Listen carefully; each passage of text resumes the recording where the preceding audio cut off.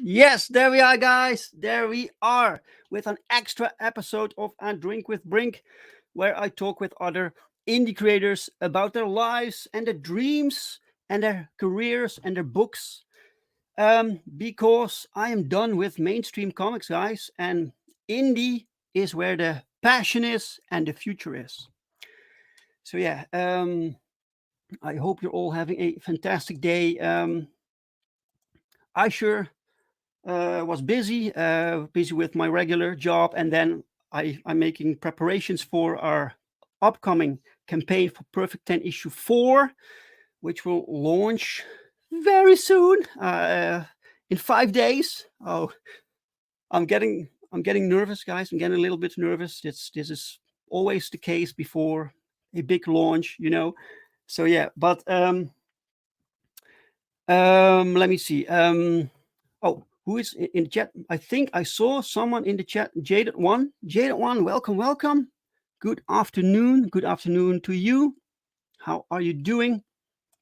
Hope everyone is having a good day. Yes, sir. I am having a good day. Thanks for asking. And welcome. All right, guys. So today we have a brand new guest to the show. Never been on the show before, so which is great. So I can introduce new people to you and you to new people, right? So without further ado, may I have a very warm welcome for Mr. Frank Martin.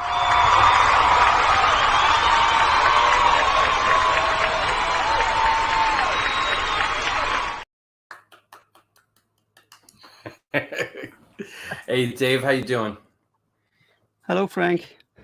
Plus the doggies. Yeah, they get jealous. They want my attention, so sure, of course. Like this one is cool. It's the puppy that's over here that's driving me crazy. The puppy, what's her name? I have Mazikeen and Xena. So Mazikeen? Yeah, it's from that show Lucifer that was on Fox, and then it came to Netflix. And then Xena, obviously the warrior princess. My wife and I, if you can't tell, we watch a lot of TV. Right. Those are cool names. Yeah. All right. Well, they're keeping you company today. That's cool. So, how are you, Frank?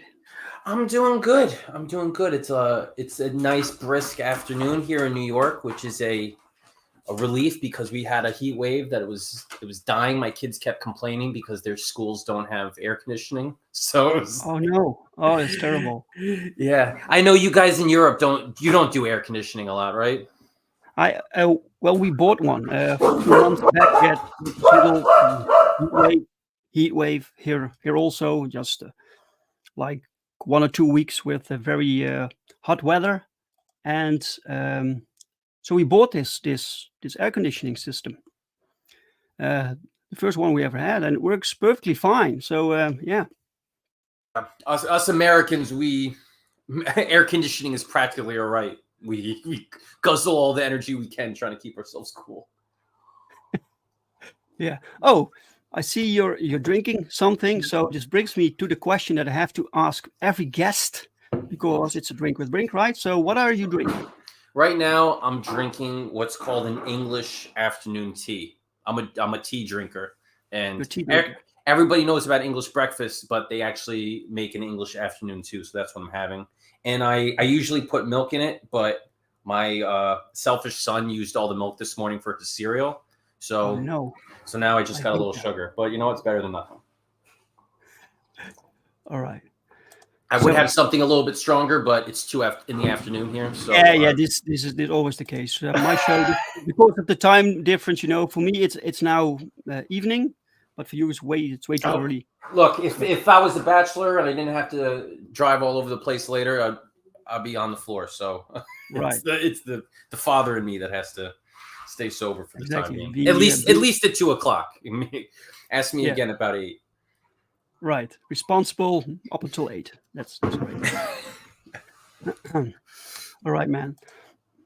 Okay, so can you tell us a little bit who you are in regards to comic books? You make comic books, right? Sure. So yeah. What's your history there?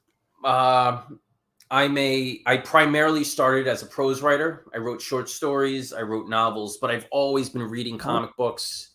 And at some point, I would say in my early 20s, I was like, I like reading comics. I like writing stories. Let me try writing comics. And like everybody who starts writing comics, I dreamed of a big 6-issue epic miniseries, and I tried to make it, and it failed. Really? Yeah, I got in over my head, and that's what you tell people when they first start making this stuff. You say, look, start small, a short, and then one page, just 1 page script. That's it. And then it's actually very difficult to make a short story. It's very difficult because your brain wants to make this large epic like epos, right? Mhm. And but you have to contain things. Learn how to. But you wrote novels, right? So you know how to write novels. It's a complete. I mean, there's a lot of similarities, but there's a lot of differences. So I like to call comics resource management, right? You have X amount of pages, you have Y amount of panels per page, and you have to tell a story within that confined space. And that's what's great about a short story, is that it really, like you said, it forces you to use your resources well to do what you want to do. And that's how you cut your teeth on the medium, and you really learn. So I busted out a whole bunch of short scripts, and then I slowly started to build myself up. And like most creators, I found struggles trying to break into a publisher, get attention. And Kickstarter crowdfunding has been a boon for so many of us independent creators. And I put together a bunch of one-shots, a bunch of 2-part stories, and now I'm just cranking them out. Over the past 2 years, I did 5 each year, so that's 10. I'm doing 6 this year. I'm on my 4th. So wow. So I remember earlier you told me why I run such short campaigns, and it's because I have so many stories to tell that I want to cut through that dead zone and shorten the campaigns and move on. Wow, that's a lot going on. Welcome, Chris Fisk. Welcome, sir. Hello. And we have John A. Douglas in the chat, another wonderful writer. Welcome, John. Thanks for being here. So yeah, so when you write, you can basically go nuts, right? You can write very descriptive. You can do basically whatever you want within the confines of the rules of the writing genre, right? But with comics, it's a different ball game, right? Yeah. You have to. So how was this transition? Did you need to relearn how to do scripts? I would say the biggest transition is that when you're writing prose, short story, your reader is your audience, right? You're writing for everybody. But when you're writing a script, you're essentially writing for your artists. You know, it's a dialogue between your artists. It's a communication. So what I say is, when you're a comic writer, you're not the main storyteller. You're basically using the artist as a vehicle to tell your story.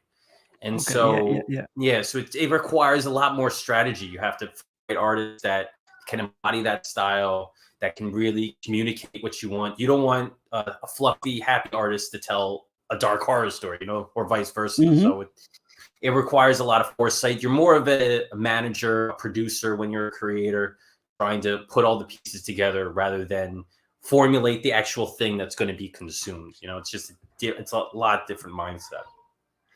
Right. Yes. What is your favorite genre to write? That's a tough one. I mean, if you looked at my body of work, it's all over the place. I've written sci-fi, fantasy, crime, horror. For this, I would say horror. I was the kid in Blockbuster, the video rental store, that just went to the horror section and just went from movie to movie, just renting and busting them out, because there's just something about the passion that horror creators bring to that genre. You know, when people want to make a big fantasy epic, sometimes it's a blockbuster that a studio just wants to cash in. But the people that make these low budget B horror movies, you could tell that they really love it. You know, it's a labor of love for them. So regardless of how bad it is, you know that they're having a good time while doing it. That's usually half the fun, right? When you can see the effects are a bit crappy, but you can see that they love doing it, and they worked with the budget that they had. Yeah, man. You lose that nowadays with a lot of green screen and VFX. Yeah, it's because they're like, we'll just do it in post. You know, we'll let the VFX producers worry about it. But when you have to do a practical effect, it really forces them to think, like, how are we going to film this? What material do we need to use? What should the actor be wearing? You know, it's a lot more involved. And so as a storyteller myself, I appreciate that love of the art, you know, really getting into the nitty gritty of doing it. Yeah. Chris says, comic scripts are like production and scene notes for your artists.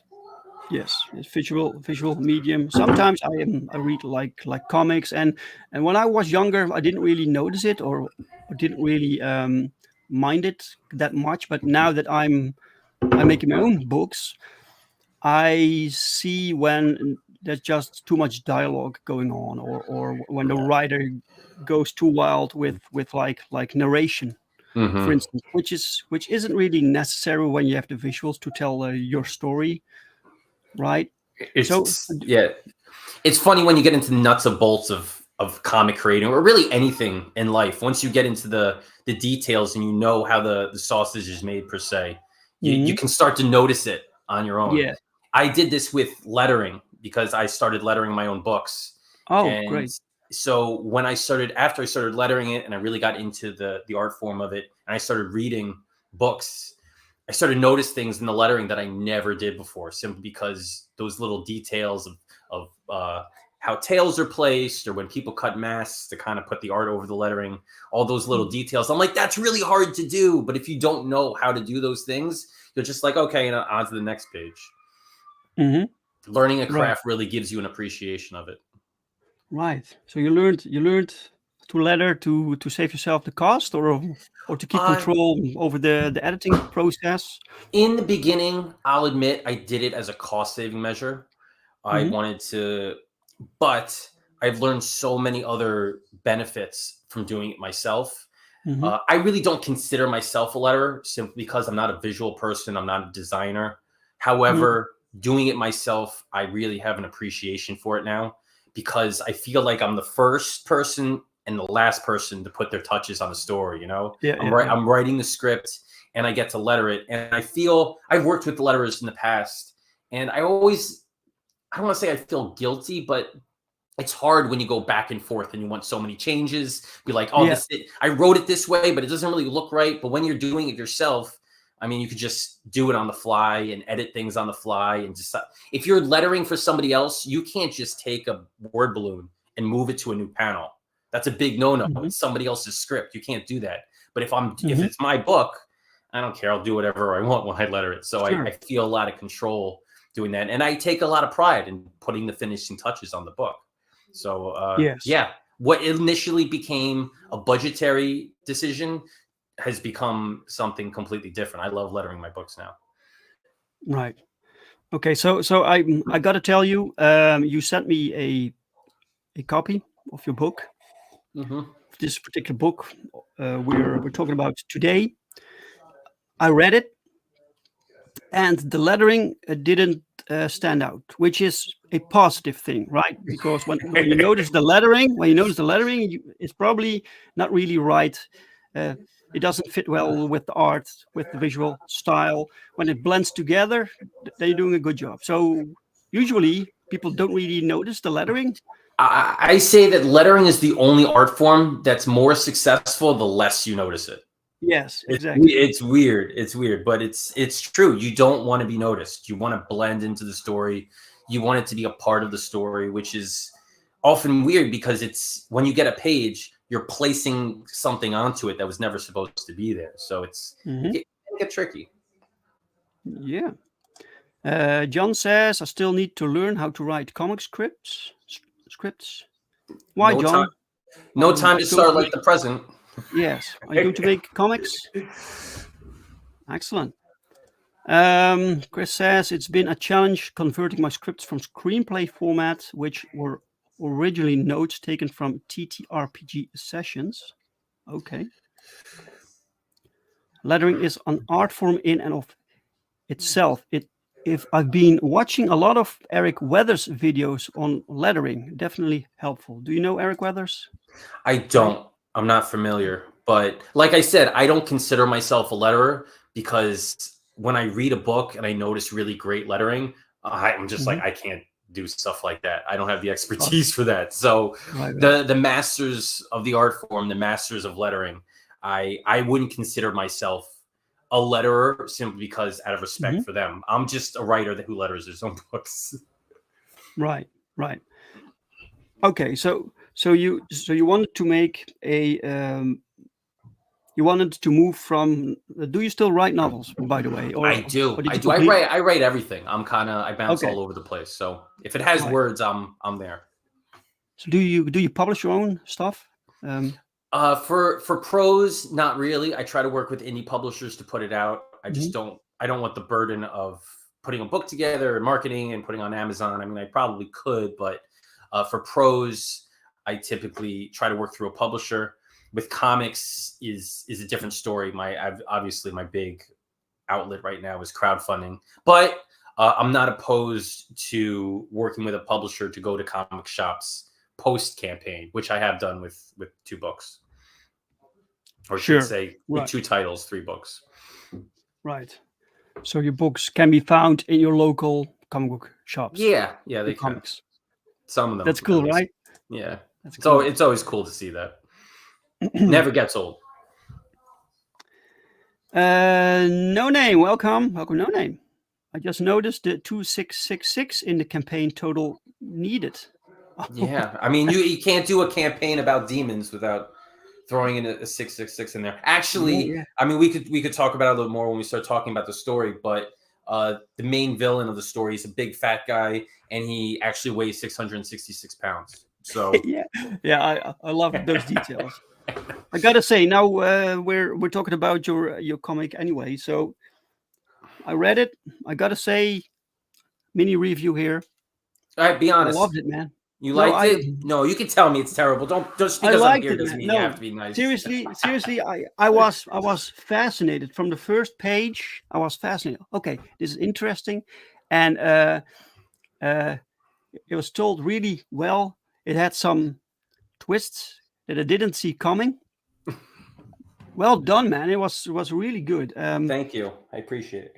Was a quick read also, and the art like complemented the story very well. It fits the story, right?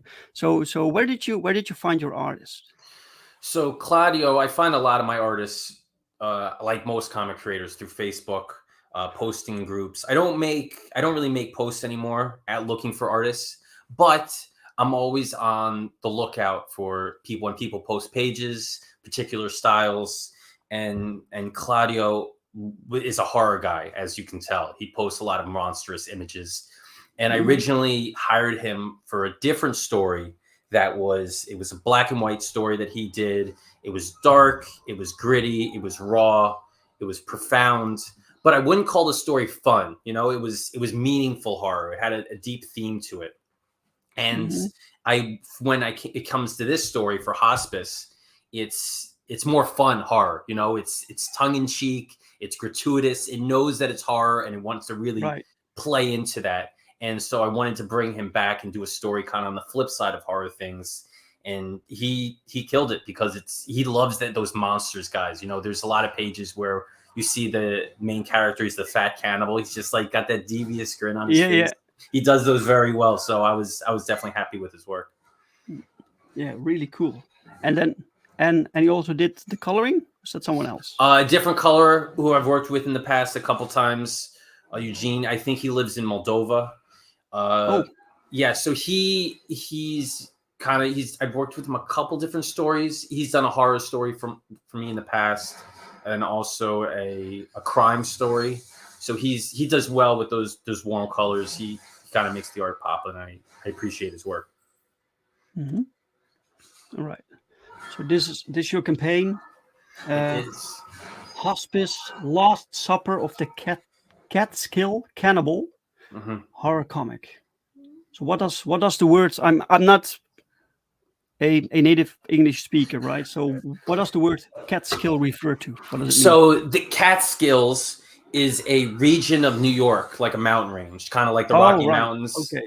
So the Catskills it's a region of northern New York, and in this area, they have a culinary institute that's very famous. It's world renowned, and they teach a lot of chefs.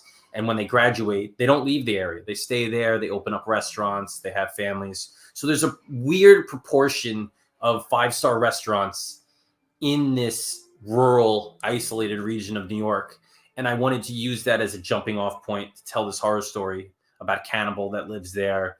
And it's also part of the Hospice series of comics that are going on right now in Kickstarter. Me and 5 other creators have this shared idea of a hospice that takes in sinful people that have demons that are feeding off of the sin that's growing inside of them. And then when they die, the demon emerges. So we have taken that premise, and we have each used it to tell our own individual stories, and we're cross promoting, and kind of it's a Oh, fun really? kind of experiment event. Yeah. If you search right now Hospice on Kickstarter, you'll find 6 different campaigns, 4 of which are live, 1 including my own, and 2 more that launch on Tuesday. So it's a big thing that we got going on. It's pretty cool. It's unique, and Right. I'm having fun with it.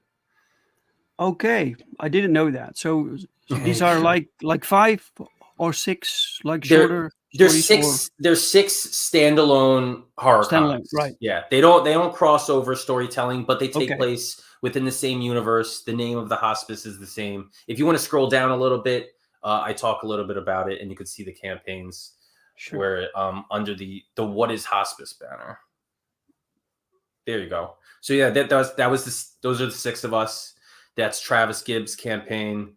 Jamie Primack has a campaign going on too. So it's pretty cool. I don't think anybody has done like a shared universe like this before in No. Kickstarter and launched it at the same time with completely separate campaigns. We're not mixing Yes. money or finances or production.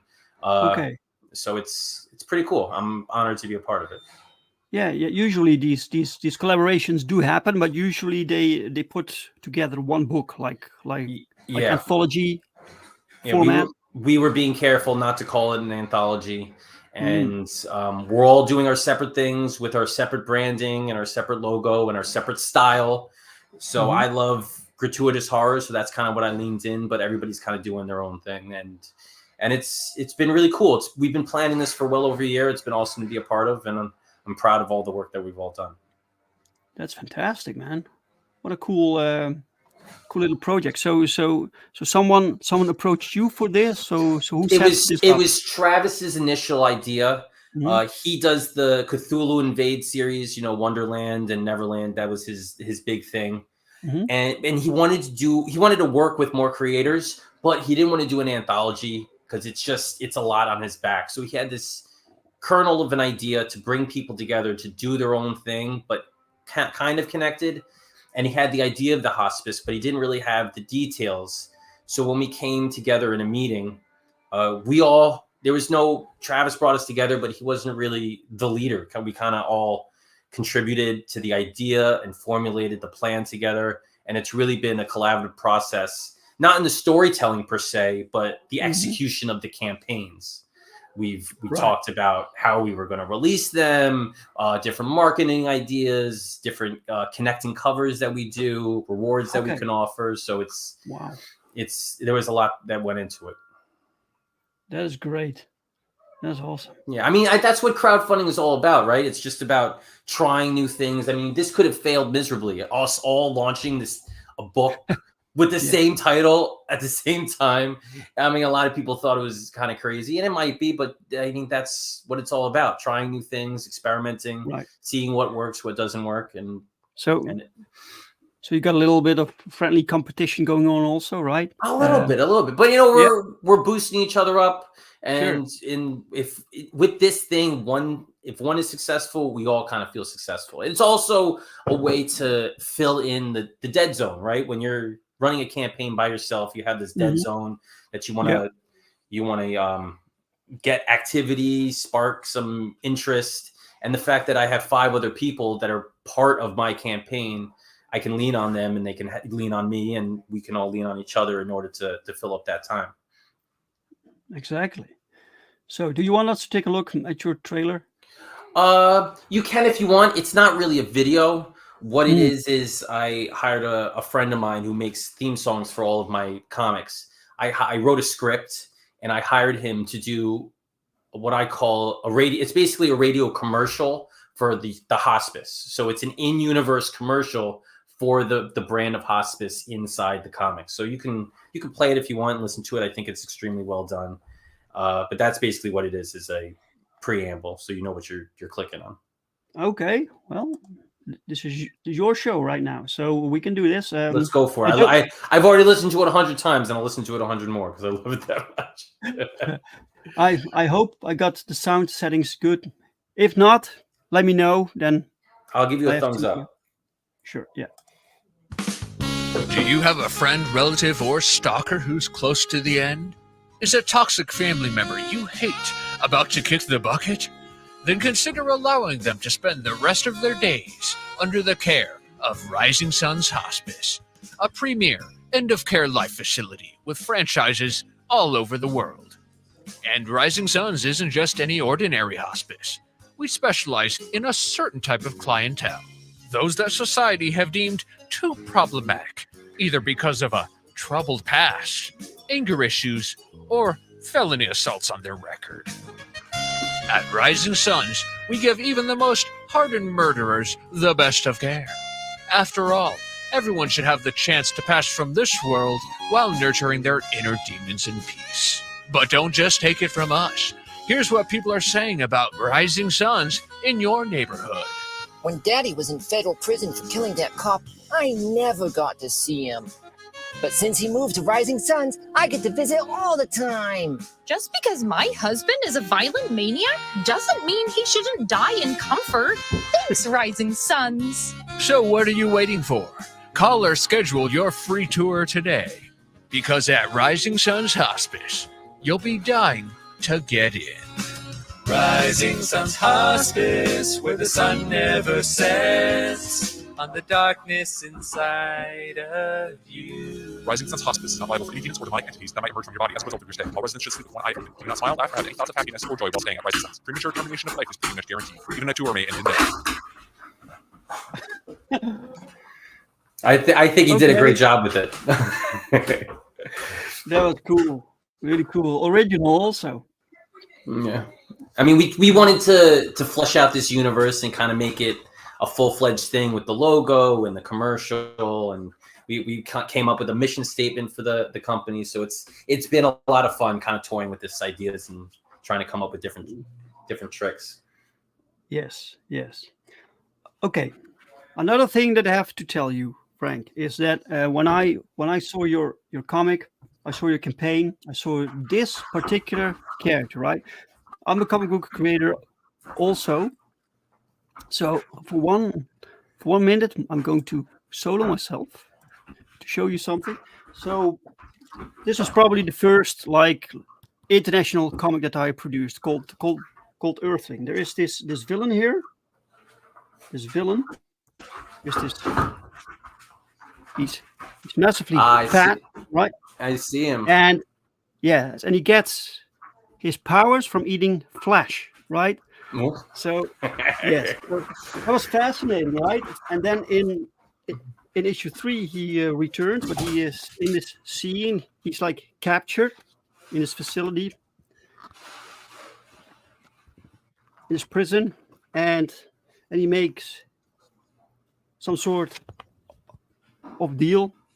And you can take horror. This is a horror comic, right? So you see him eating like animals that they feed him, Yummy. and he's wearing this orange like jumpsuit that prisoners have, and he has almost the same haircut.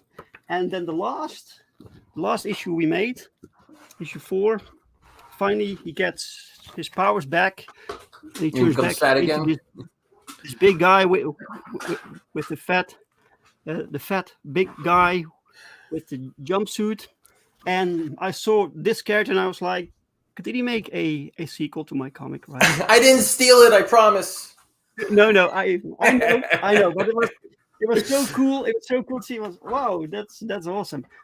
Also, that yes, He has there's a definite definite Hannibal Lecter vibe to him because he's this notorious serial killer, but the story of him starts in jail. He's already captured. We haven't seen all the terrible things that he's done. So I enjoy approaching the story from that aspect of it, of what's going to happen to him. It wasn't necessary. It wasn't necessary to show that. You just know who this guy is, right? Mm-hmm. And the way the story starts is a little cheating trick is I have a reporter kind of giving his backstory, and it's like 1 page of exposition, and which I always hate to do, but in this case he kind of had to do it, and then I go right into the story. Right. Yeah. Chris says, does this hospice care facility employ violent Africans that enjoy filming the beatdowns they deliver to their geriatric victims too? Not in the one that I wrote.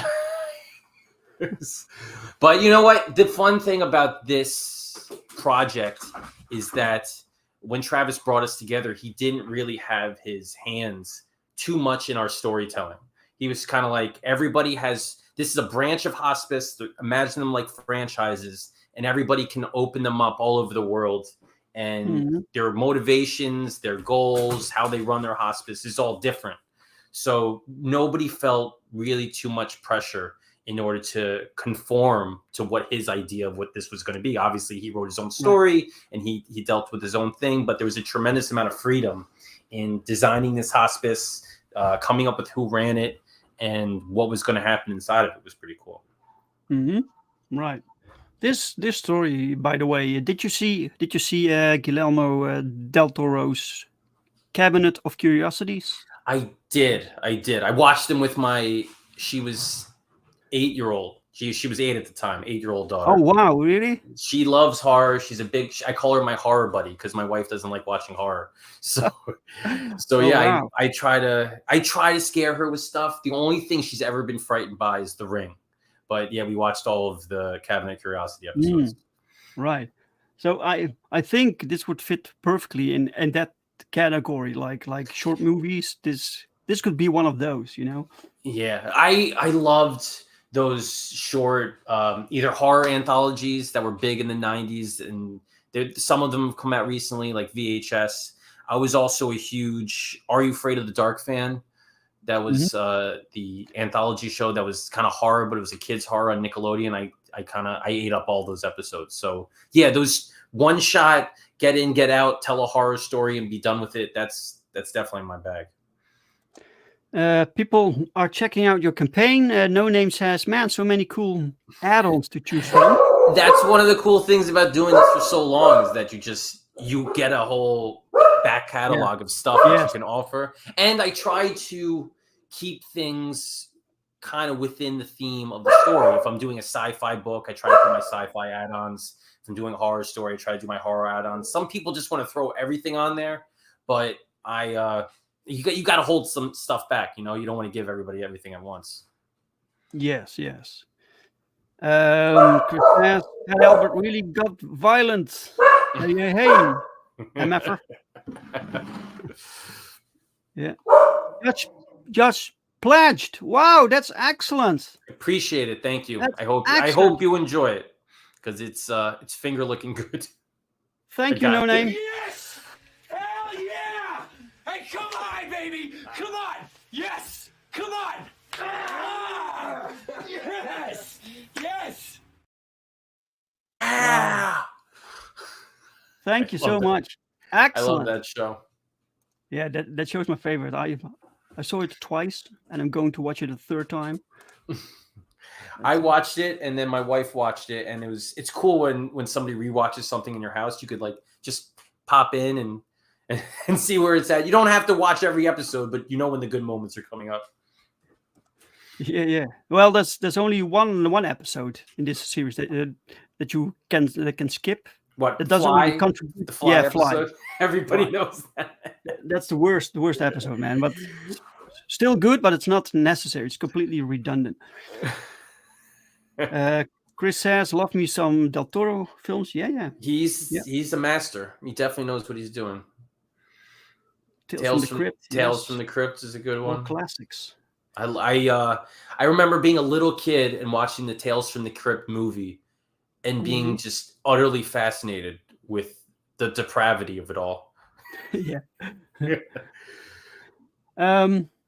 I noticed that you have two covers. You have this one here where it's full bleed, and then you have this one with like yeah. So all of the Hospice books, that's our standard cover kind of dress. It's gonna say the Hospice logo with a border and our names on it. And I for the art on the bottom, I want it without the dress. I'm offering as a metal variant. So there's not going to be a regular cover like that. It's only going to be in metal, and it's limited. You can only get it either as part of a bundle where it's cheaper or as an add-on. So it's do you mean it's the book with a metal cover, or is it just a metal print? So what it is it's they print the book and then they print the cover on a metal plate and they attach it to the book. Holy shit. Yeah, it's pretty cool. I had never offered it from a campaign before. They're starting to get popular. I ordered one for one of my previous books just to try it out to see what it's like. So it's a one of one. It's my only metal cover that I own. I love the way that it came out, so I decided to give it a shot and order it here. Or I put it up for as a reward. Right. Welcome, Bristolian Dave. All right, me babbers. Welcome, Dave.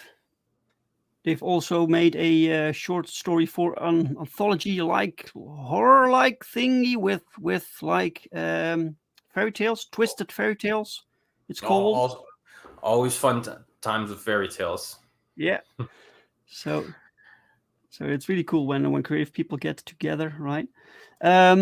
Chris Fisk says Breaking Bad is such a rare kind of show. I was cheering for the wrong characters. Hank was such a badass. Yeah, it's a fascinating. Breaking Bad is great because it increased with popularity. Right when it first came out, it wasn't really as big as it was, and then when it got to its last season, it became a cultural phenomenon, and they decided to end it at its height.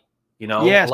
a lot of shows like that, they go to 7, 8, 9 seasons, and they were just like, nope, this is going to be the end of the road, and I really applaud them for that. They didn't They never jumped the shark. There was no downturn to it. Yes, it's an almost perfect show from beginning to end, and it ends so perfectly. It's like they knew where they were going from the beginning, right? So it's remarkable. Which is not true. I saw an interview with Vince Gilligan, even in the last season. When he has that gun that he famously uses at the end when it pops out of the car. They said they included it in that episode not knowing how they were going to use it in the end. They just knew like at some point he's going to use this gun and we'll figure it out when we get there. So it's very cool how they're able to seamlessly weave these things in, and you think that they knew what they were doing all along. They did it, man. They did it. I saw some new people join us. Paulus Arts, welcome, Paulus. Welcome, welcome. And we have Gregory. Welcome, Gregory. Hail to you, sir. And Gregory, of course, he hates Breaking Bad. The only show more overrated than Breaking Bad is Game of Thrones. Oh, well, come on. Let's hear what you got. What's your favorite show? Try to top it. Don't hold back. Right. Yes. Like I said, I really enjoyed this story. I was fascinated throughout. It looks nice. It reads perfectly. It has a good pacing, right? So it's a story has a good pace. Basic moves. It keeps moving. It keeps you guessing. Yeah. Well done. The project. Yeah, some quotes. They talk about like a big why, kind of why I made this book, where the story came from, and stuff like that. That guy right there, that's his character's name is Remy. He's like the head chef at the hospice, which is known for its cuisine, and he employs all of his family members. So that's kind of why they're all lined up like that. So it's a family-run hospice of fine dining. Yes. Which you usually don't see when you see hospice. You think they're going to have bad food with cold mashed potatoes and canned peaches, but no, they think that even when people are dying, they deserve a good meal. yeah, that concept was fantastic. I recently saw the movie The Menu. I was on a stream. Yeah, I was on a stream the other night, and they brought that up, and they said, "Did you watch it before writing this?" I said, "No, I wrote this long before that movie even came out." But there's definitely some similarities there, where it takes the concept of fine dining and high class cuisine culture and turns it on its head into a horrific manner. So it was. I was thinking about that movie. It's like it's a very hard movie to classify as a genre. You know, it's not quite a horror. It's not quite a thriller. There are some comedic moments to it. It's not really a drama because it's too dark for that. It's its own thing, which is. But it works, man. It does work, but it was incredibly hard to market. It's like, what do you market this thing as? It's right. Yes. It's not a movie for someone that doesn't appreciate film. You know, it doesn't appreciate that kind of message that comes across with a dark story. So it's definitely not for your casual moviegoer. This is true, man. Oh, you have a variant cover also by Jay Hammond. I have a variant cover. Yes. I loved. If you can't, you can see a little bit in the picture, but the red eyes is the demon that's inside of the guy's mouth. I think he did a great job with it. Right. And then that's a connecting cover. The Catskill Cannibals featured on it with an S in the background. And if you go down a little bit, this is one of the cross marketing. Okay. So yeah, all of the different hospice projects have a letter, except for PI. Those two are the same. But yeah, all of our characters are featured, and they all connect to one another. And as a bonus, it says backers who collect all 6 connecting covers will receive Rising Sun's key card. It's cool. It's a cool little add-on, like you would get at a motel or a hotel. And on the back of it is going to be a QR code that gives you access to all of the digital comics for hospice. So it's kind of like something you'll always, if you hold on to that, you'll always be able to get a hold of the comics. Right. So how do you know when people buy all 6 books? So you would have to go to each campaign. You would have to get the connecting cover, and then afterwards, we're going to cross-reference to see who got them all. Okay. Right. So they're all going to be printed at the same place for the connecting covers. So they're all going to have the same textures, paper style as far as printing goes. And because they're all going to be with the same printer, it will be easy for us to see who qualifies for the key card. Excellent. let me see. This is what I like about Gregory. When he comes in, there are always discussions going on in the chat, which is awesome. Chris says, Game of Thrones last couple of seasons killed my interest in the whole.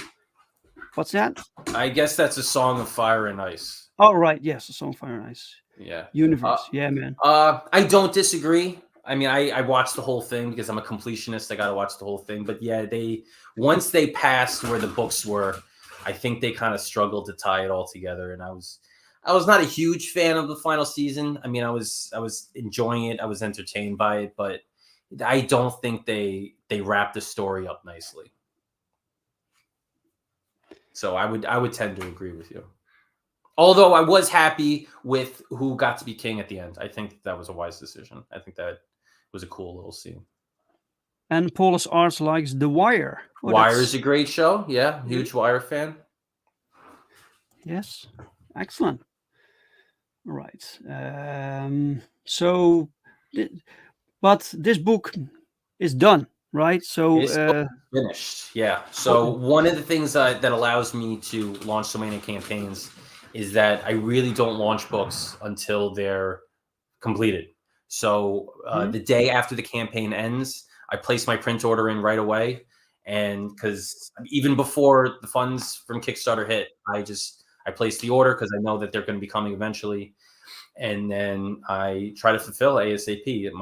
I have a turnaround time of about 4 to 5 weeks for when a campaign ends to get books out.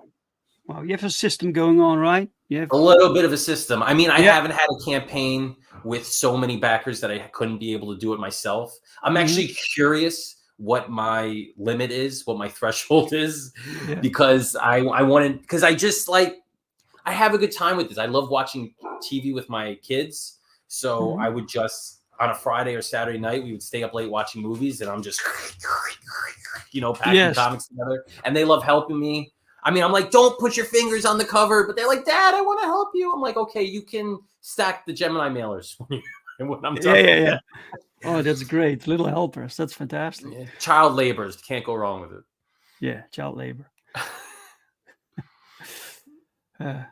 So great, man. This artwork.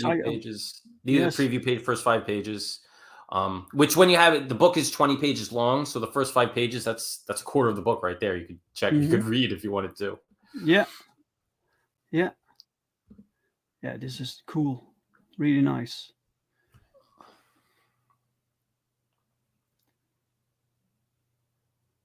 And look at his face, man. That's a great panel that he has there when Remy and the Catskill Cannibal come face to face. They both have this devious smile on.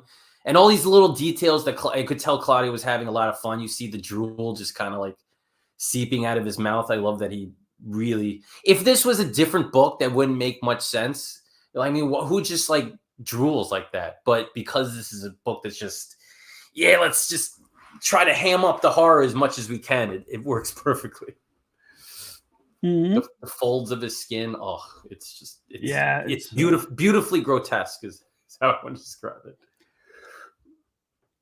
The art has this sketchy quality to it. Also, it's a little bit rough art, but for this story, that's perfectly fine, man. And this is your lettering. It is my lettering. Nice. Yes. Yeah. Nice. Lettering is a little bit of problem solving going on here. You got to know when to cut balloons, when to put them up of a border, where to fit them. I enjoy it. I enjoy it. Yeah.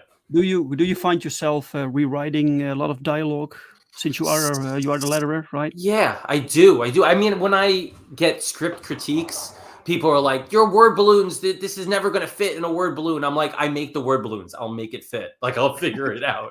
I'm not that. They said you need to change your grammar. I said no. I letter the books. I edit when I letter because I'm lazy. I'll just do it then. Like it's so. Beautifully look like Lizzo, I'm not going there. So no comment. At least not on a live stream. There's no such thing as failing as a writer. That's a controversial statement. We can maybe get into that if you want to. I would say this. Any any writing is better than a blank page.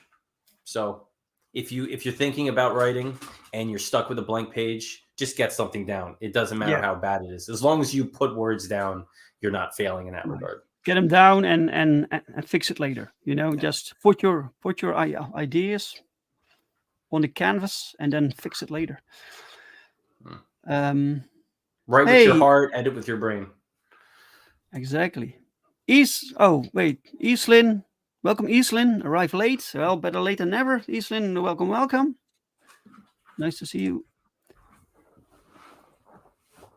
It's not a controversial statement. It's basic writing 101. Well, you know what? If you can write a really bad story that doesn't do its job, in which case you failed a little bit, but that's open to interpretation.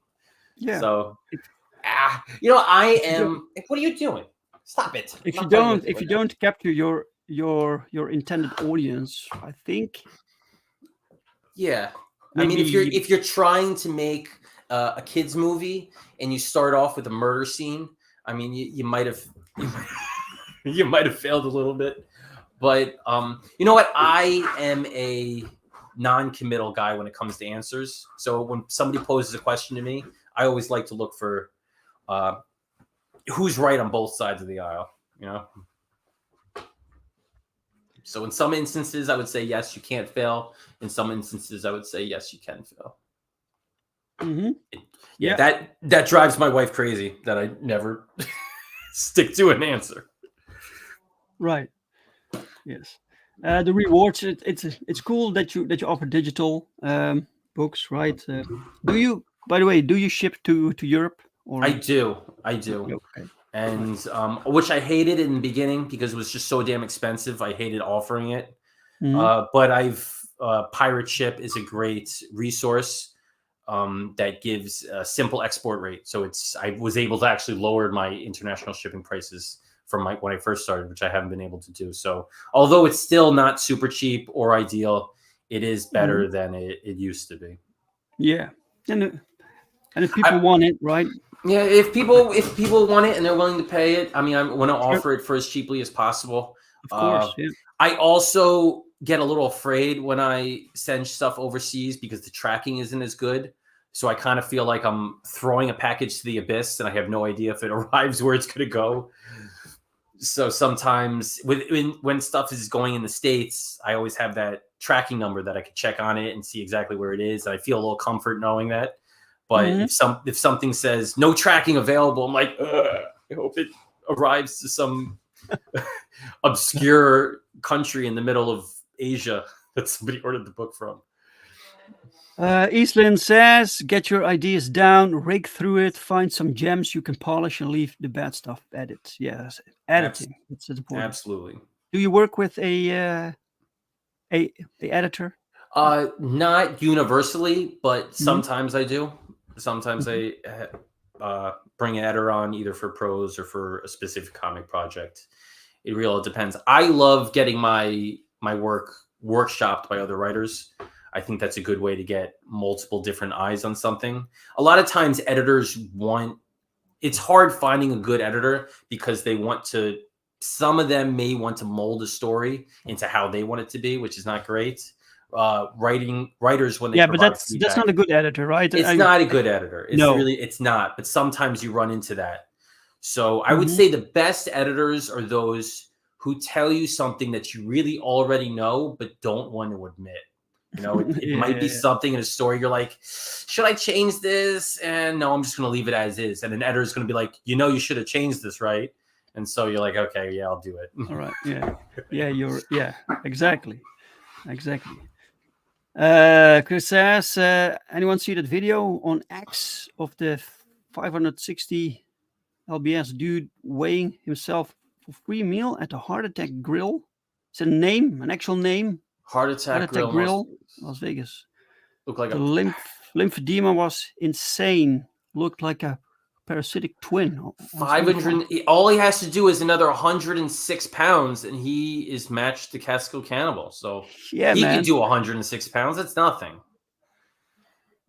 Holy shit! That's for a guy that big. That's just like a stack of ribs. So you want an editor to pander to you, dude? No, I want an editor to give me tough love. Is what I want. Yes, you Tough. just want someone to be honest with you and not push their own story into your story, right? I over editing, I think, can be is a lot issue with some editors. Yes. All right, so you have so you can get the book for $15. So the digital, by the way, digital $8. You can send it out after the campaign is done, basically, right? I send it out, yes, after the campaign is finished. Right. And it's a deluxe edition, so I throw in scripts, concept art, layouts, some behind the scenes stuff. Yeah, that's what the deluxe is for. So I always like to package it all together. And everybody gets that. So it doesn't matter what tier you back. It's always going to be a digital deluxe PDF. Oh, so even for with the physical order, you also get this. Yes, that's the base reward. Doesn't matter what pledge level you're at, you're going to get the digital deluxe. Right.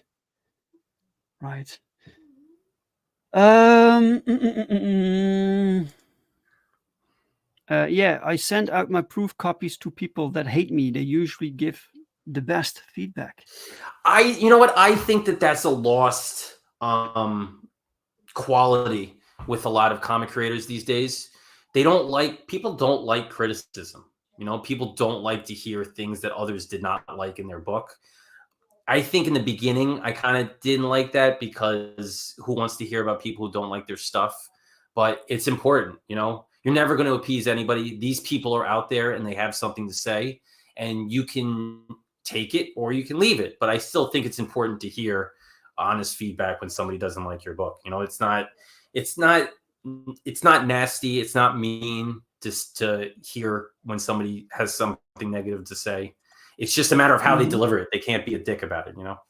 Well, it's not really negative when they want the best for the book, right? Yeah. So, yeah. It's all about how they deliver it. I mean, if you're a fan and you just want to say you suck for writing the story, that's not helpful. But if they're honest and they genuinely don't like that and they want to give you a thoughtful critique all day long, I have no problem with somebody writing me an email laying out the various things that I could have done better. Doesn't mean I'm going to do it. It just means that I appreciate it. Yes. Chris says, friends are your worst proofreaders. Yeah. No, family are your worst proofreaders. Right, friends are next. Yeah. I'm so proud of you. This is so awesome, you know, but you actually need someone who can distance himself from it and know what the book needs and isn't afraid to tell you. Let me see. I fear I have made many enemies in my 49 years of life. Hey, people should be judged based on how many enemies they make. Not necessarily standard cover for $15. That's a good deal. Yeah, that includes domestic shipping. All right. International shipping will be a little extra, but I've included the domestic shipping charge within the international shipping, so it balances out a little bit. It's not like you're being charged on top of it. It's just wait. So $15 includes shipping. It includes domestic shipping for the U.S. Right. Yeah. Yeah. Okay. Wow. That's good. That's a good deal. Connecting cover 20. Yeah. So across we collaborated on that across all of the hospice campaigns. The connecting cover is $20. We didn't want to make it too unaffordable for people because we know there's 6 of them. So all of those combined, that's $120. So we wanted to at least make it somewhat reasonable for people if they wanted to grab them all.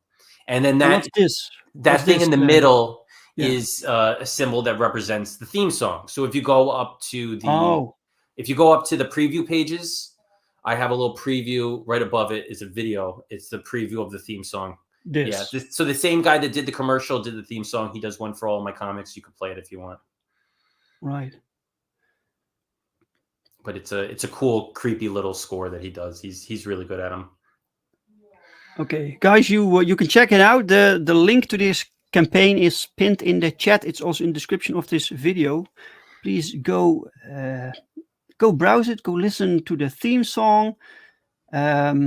Chris says, my family hates me. Having an Asian dad has definitely not spared me from a life of criticism. That's what I hear. I can't relate, but I hear Asian parents can be quite difficult.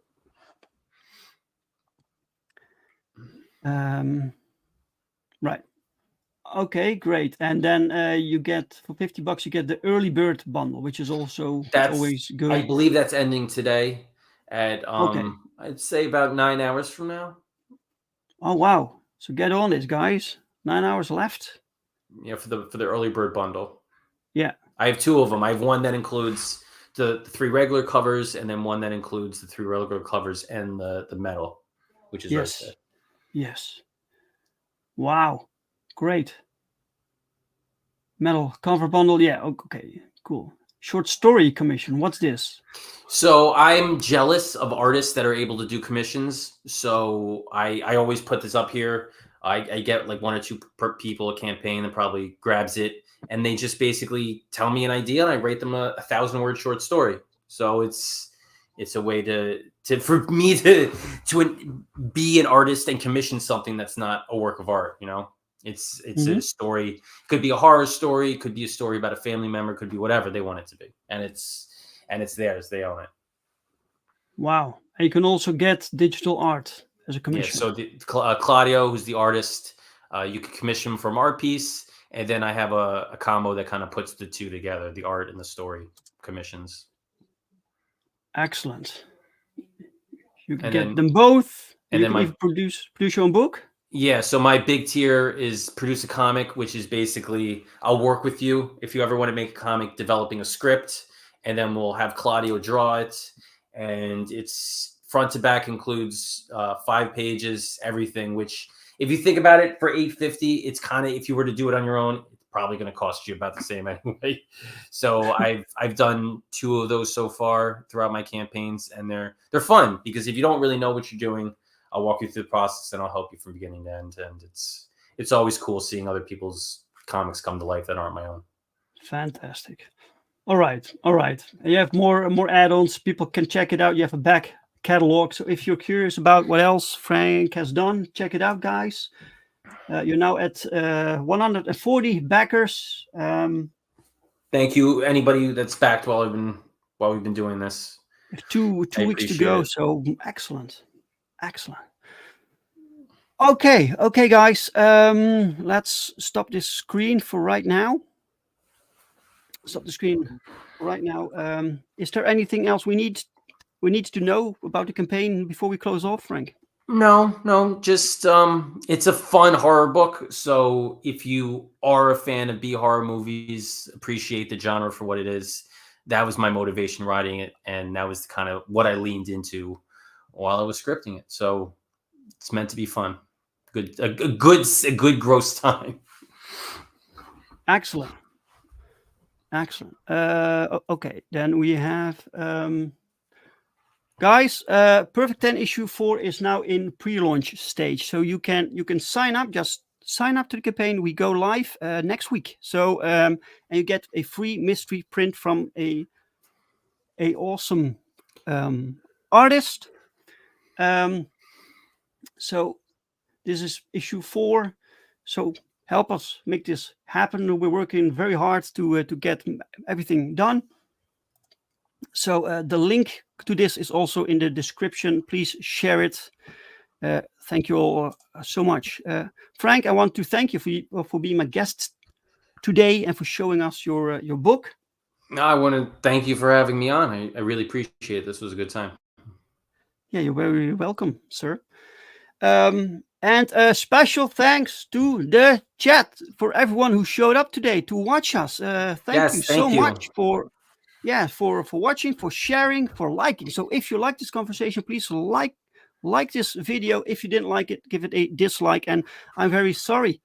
I will be back.